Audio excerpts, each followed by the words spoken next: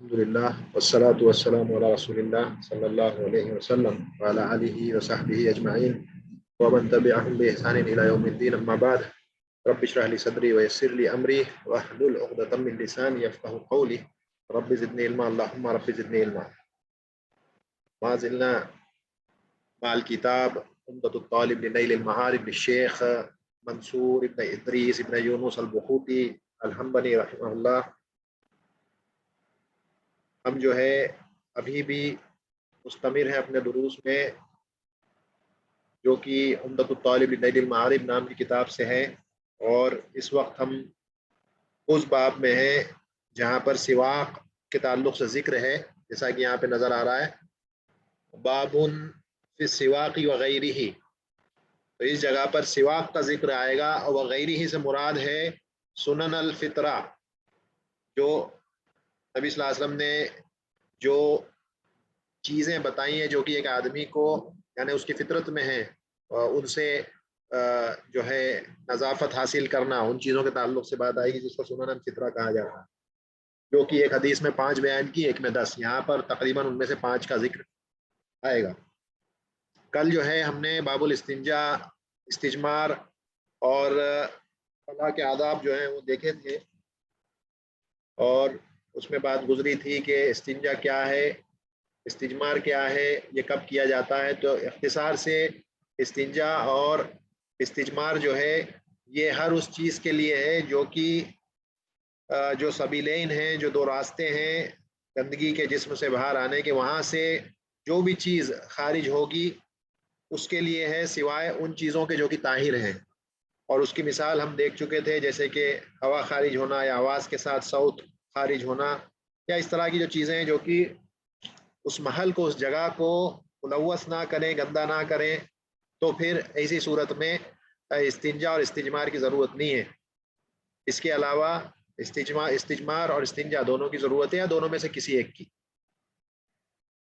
آج بات ہوگی سواق کے تعلق سے، اور جیسا ہم نے بتایا سنن الفطرہ، اس کے تعلق سے انشاءاللہ بات ہوگی. تو اس باب میں لکھتے ہیں یسن التسوق اردًا بیسراہ بعود لین من نحو اراک، کہ تسوق جو ہے اصل میں یہ فعل ہے، تسوق فعل ہے سواق کا، یعنی وہ جو عمل کرتے ہیں اسے تسوق کہا جاتا ہے.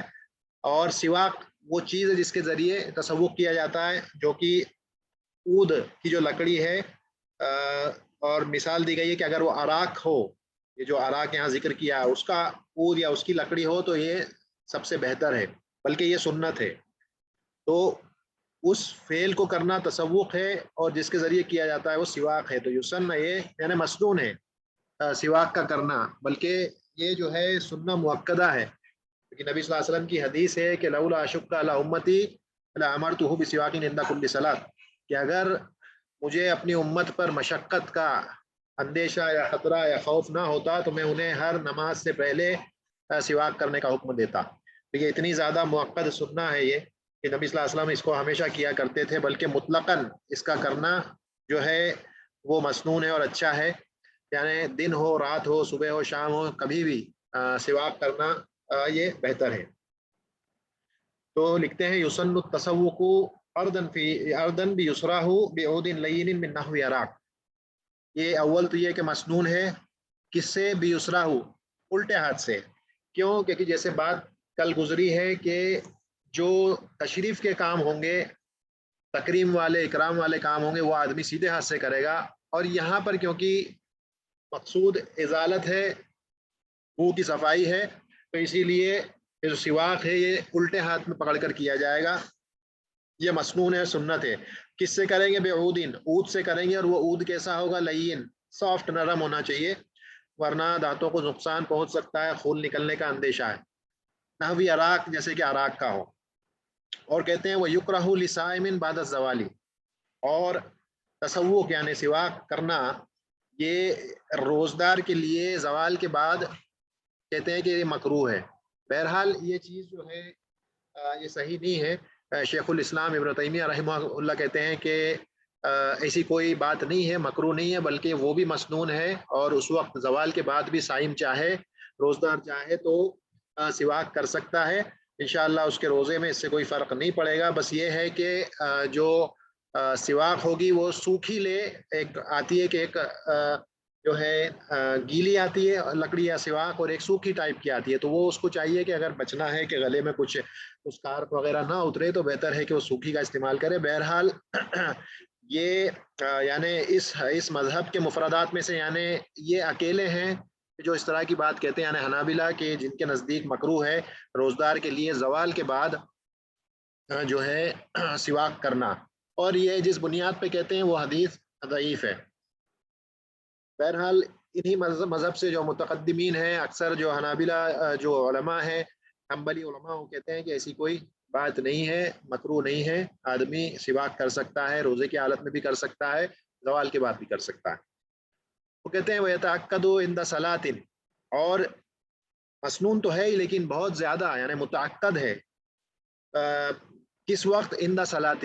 اور عند صلاۃ سے مراد یہ نہیں ہے کہ بالکل یا تو نماز میں، یا جو عمومی طور پہ دیکھا جاتا ہے کہ نماز سے یعنی اقامت چل رہی ہے اور لوگ اپنے دانتوں کو سواک کر رہے ہیں، تو یہ کہتے ہیں کہ یہ طریقہ صحیح نہیں ہے، یہ اچھا نہیں ہے. عند صلاۃ سے مراد ہے کہ آدمی جب مسجد میں گھس رہا ہو تو بس گھستے ٹائم وہ کر لے، کیونکہ یہ ایک ایسا فعل ہے کہ آپ اس سے ازالت کر رہے ہیں نجاست کی، اور یہ درست نہیں ہے کہ آپ اللہ کے سامنے کھڑے ہیں اور اس وقت آپ اپنے دانتوں سے گندگی صاف کریں. تو یہ آپ مسجد میں داخل ہوتے وقت صاف کرتے ہوئے آئیں اور اس کے بعد نماز میں آ کر کے کھڑے ہو جائیں. وہاں پر اقامت کے دوران اس طرح کا فعل کرنا یہ درست نہیں ہے.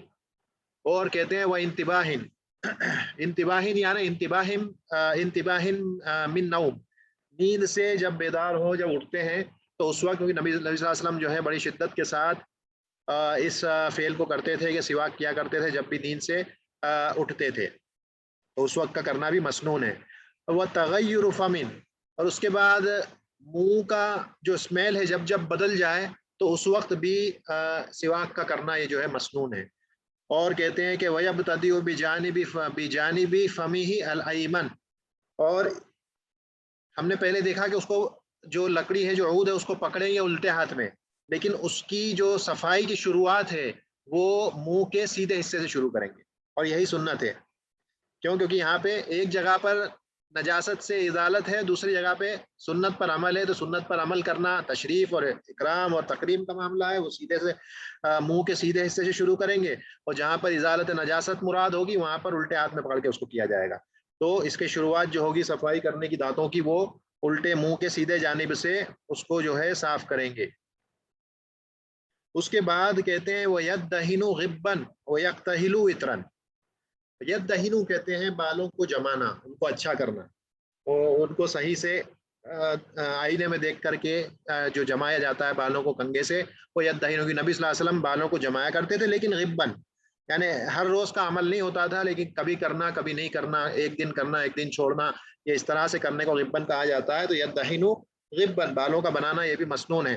اور وَيَقْتَهِلُ وِتْرًا، اور کحل، آنکھوں میں کحل لگانا، یہ وطرن سے مراد 3 بار، یعنی 3 مرتبہ ایک آنکھ میں، 3 مرتبہ دوسری آنکھ میں. اور یہ فعل رات کو سوتے وقت کا تھا. نبی صلی اللہ علیہ وسلم ایسا نہیں کرتے تھے کہ آنکھ میں کحل لگا کے دن میں باہر نکل گئے، رات کو لگا کے سو جاتے تھے، صبح اٹھتے تھے دھو لیتے تھے.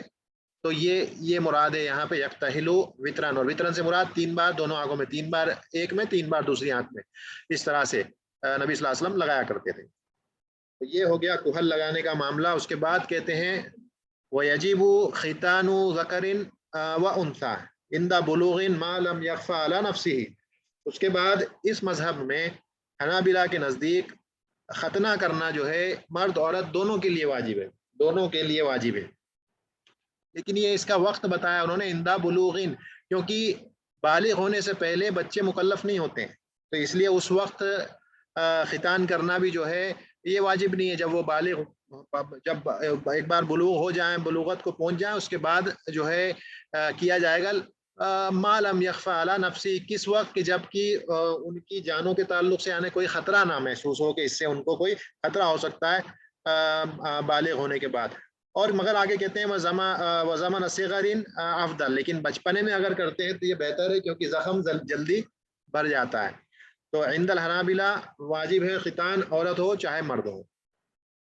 اب ایک مسئلہ یہ آتا ہے کہ کوئی آدمی اسلام میں داخل ہوا تو اس کے لیے کیا ہے، جو آگے جو عمر زیادہ ہو گئی 30 35 40 سال میں، تو کہتے ہیں اس کے لیے بھی ضروری ہے کہ وہ کرائے، اگر اسے اس سے کوئی ضرر کوئی نقصان کوئی ہارم نہ ہو اس کی جان پر، کوئی ڈاکٹر یہ سرٹیفائی کرے کہ اس سے اس کی جان کو کوئی خطرہ نہیں ہوگا، تو اس صورت میں کرا سکتا ہے۔ جو ایک نارمل تکلیف ہے وہ تو ہوتی ہے، اس کو چھوڑ کر کے اگر جان پہ خطرہ نہ ہو تو اس نے کرا لینا چاہیے۔ لیکن اگر کوئی ڈاکٹر جو کہ ایک معتبر ڈاکٹر ہے وہ یہ کہے کہ نہیں اسے ایسا کرنے سے اس کی جان کو خطرہ ہو سکتا ہے، تو پھر نہیں کرایا جائے گا۔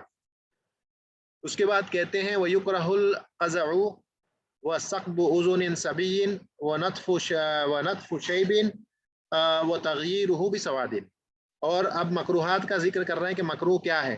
کہتے ہیں القزع، قزع کہتے ہیں بالوں کو اس طرح کٹوانا کہ کچھ کو بالکل باریک کر دینا، کچھ کو بڑے چھوڑ دینا، جیسے کہ آج دیکھا جاتا ہے عمومی طور پہ ینگ لڑکوں میں بھی اس کو دیکھا جاتا ہے کہ کچھ بال تو بڑے بڑے چھوڑ دیں گے اور باقی بال بالکل باریک کروا لیں گے، یا پٹے چھوڑ دیں گے، نیچے باریک پھر اوپر بال چھوڑیں گے، پھر باریک پھر بال چھوڑیں گے، اس طرح سے بال کٹوانا، تو یہ جو ہے اسے قزع کہتے ہیں اور یہ مکروہ ہے۔ اور اس کے بعد کہتے ہیں وہ ثقب اذن صبیین، بچہ یعنی لڑکا چھوٹا بچہ جو ہے اس کے کانوں کو چھدوانا، یہ بھی جو ہے مکروہات میں سے، ایسا نہیں کیا جائے گا۔ یہ جو چھوٹی لڑکی ہے اس کا کر سکتے ہیں، چھوٹا لڑکا اس کے کانوں کو نہیں چھدوایا جائے گا، کان میں جو بالی وغیرہ پہنانے کے لیے کرتے ہیں وہ لڑکے کے کان میں نہیں کریں گے۔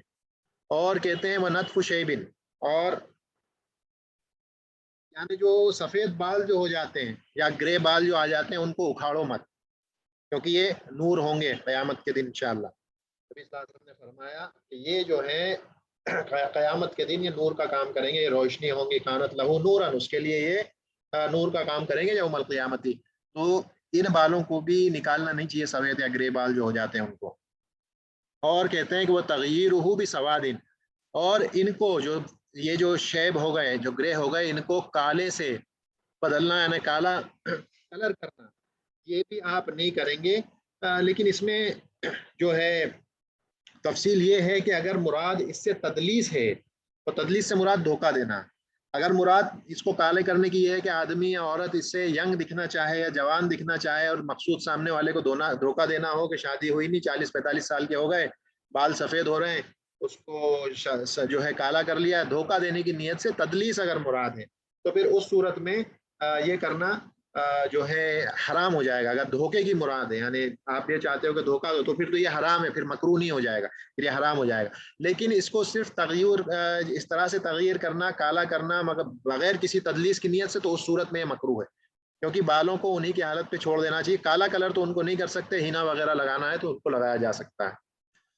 اب بیان ہوگا جو سنن الفطرہ ہے اس کا بیان ہوگا۔ ایک حدیث میں آیا ہے کہ خمسہ، ایک میں آیا عشرہ، یہاں پر 5 کا ذکر ہے تو ہم 5 کو دیکھیں گے۔ پہلی چیز بیان کرتے ہیں وہ سنہ استحداد، مسنون ہے استحداد، استحداد کہتے ہیں زیر ناف کے بالوں کو صاف کرنا، اس کو کہا جاتا ہے استحداد۔ اس کے بعد کہتے ہیں وہ حف شارب، شارب مونچھوں کو کہتے ہیں، اور حف اصل میں 3 چیزیں ہوتی ہیں، ایک ہوتا ہے حلق، حلق کرنا، ایک ہوتا ہے یہ حف جو یہاں بیان کیا، اور ایک ہوتا ہے قص۔ تو یہ جو حلق ہے تو پورا صاف کرنا ہے، حلق جو ہے وہ پورا ہی صاف کر دینا، بالکل بلیڈ پھیر کے پورا ہی مونچھوں کو اڑا دو۔ قص کرنا جو ہے اس کو کہتے ہیں کہ بس ہلکا سا قطر دینا، وہ بال جو مثال کے طور پہ ہونٹوں سے نیچے آ رہے ہیں بس اتنے اتنے کاٹ دینا، باقی چھوڑ دینا، یہ قص ہے۔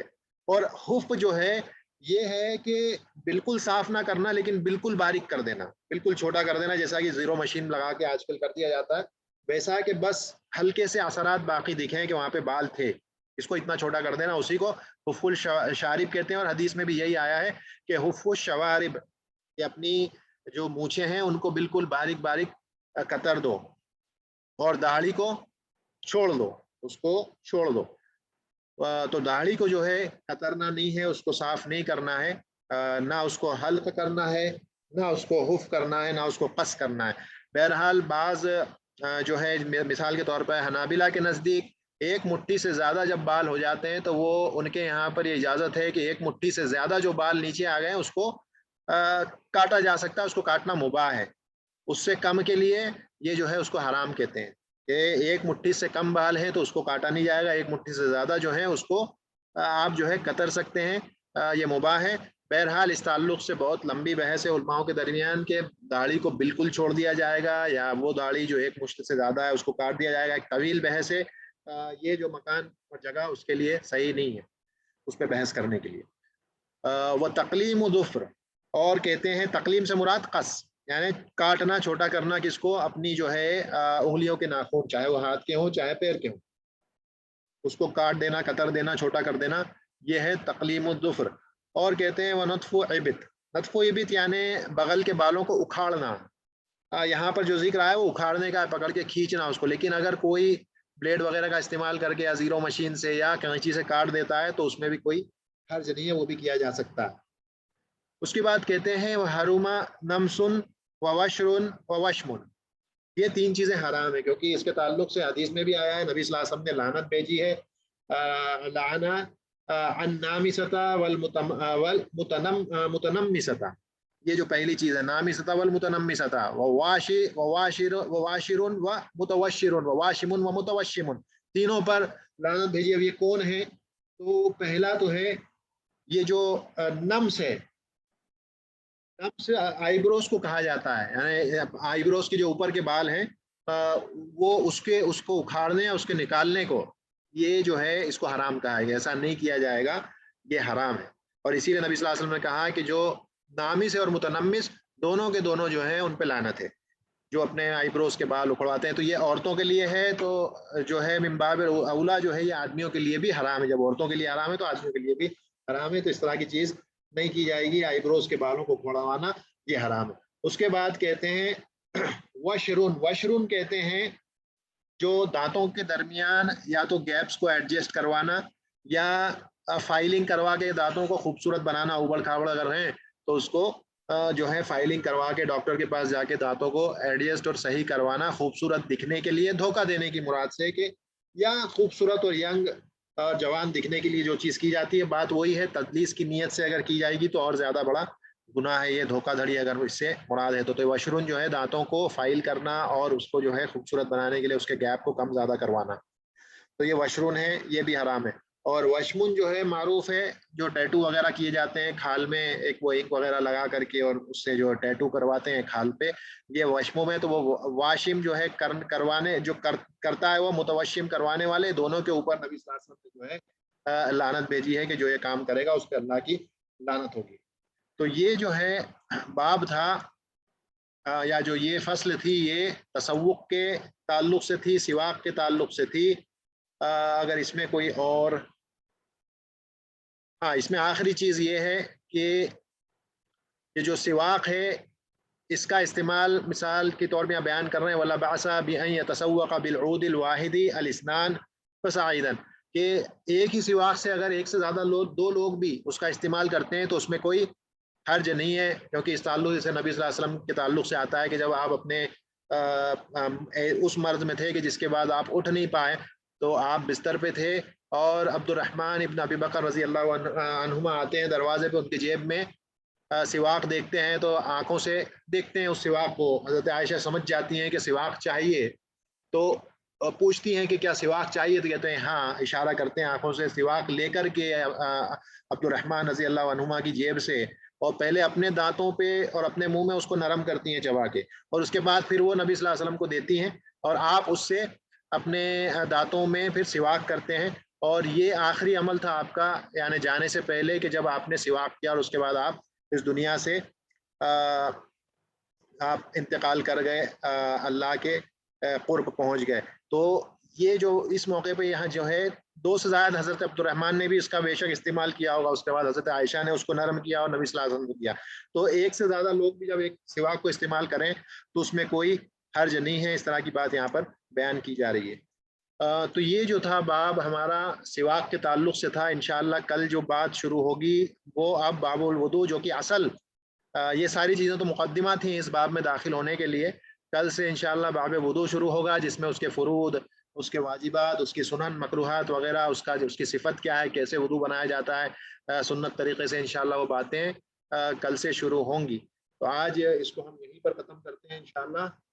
ان كان في هذا الدرس اي خطأ فانه مني ومن الشيطان والله ورسوله بريئان منه. سبحانك اللهم وبحمدك اشهد ان لا اله الا انت استغفرك واتوب اليك. السلام علیکم.